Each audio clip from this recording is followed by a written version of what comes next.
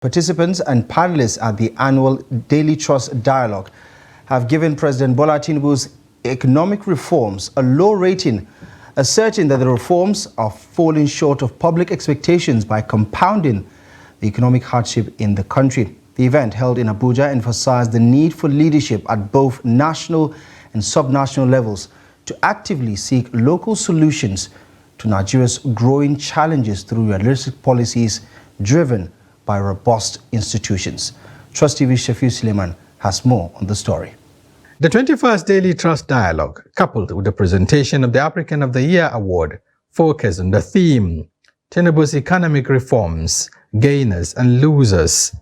Kabir Yusuf, Chairman of the Board of Directors Media Trust Group, set the stage for the discussion, addressing contemporary issues such as the war on Gaza and the state of Nigeria's economy under President Bola Tinubu. The socio-economic challenges of this country are mounting, and I think they're even becoming more daunting. The promises by politicians are getting more creative, but to judge by the results, the more things are supposed to change, the more they have remained the same. Championing the occasion, former Minister of National Planning Shamsuddin Usman endeavored to reconcile the Tinubu administration's policy direction with the current economic realities in the country. On the face of it, it looks like the average Nigerian seems to be the loser of that policy. But who is the winner? Certainly not indicate, because they've lost that bit of business, even though some of them are still importing and selling in the unregulated market and making money.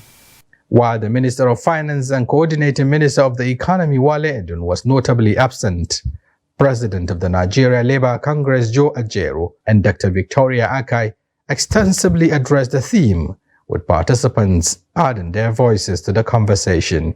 If you check even the pronouncement this year, you hear that they have budgeted 1.8 trillion as subsidy for the power sector. Meanwhile, the power sector was privatized at the cost of 400 billion. That was what they sold the then NEPA.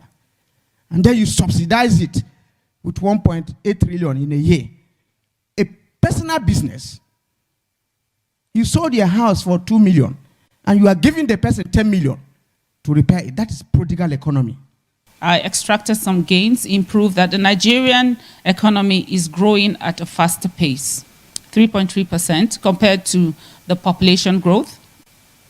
Nigeria's oil production rose to 9.16% to an average of about 1.3 million barrels per day in 2023. And economics everywhere in the world developed by production. And production is a function of capital. You have to invest. And the policies you are putting up is shrinking those capital. You are increasing tax. How capital can be developed and invest for production? It's not all gloomy. It's not all emergency. Of course, if you have an immediate shock, it is important that you have a first aid, kind of, before a long-term solution is being provided. The consensus emerged that although premature to definitively judge the success or failure of Tinubu's reforms, early indicators suggest a disconnect between policy options and current economic realities, necessitating a more realistic approach. The highlight of the event was the presentation of the African of the Year Award to Dr. Imtiaz Suleiman, facilitated through the South African High Commissioner to Nigeria. Shafiu Suleiman, Trust TV News, Abuja.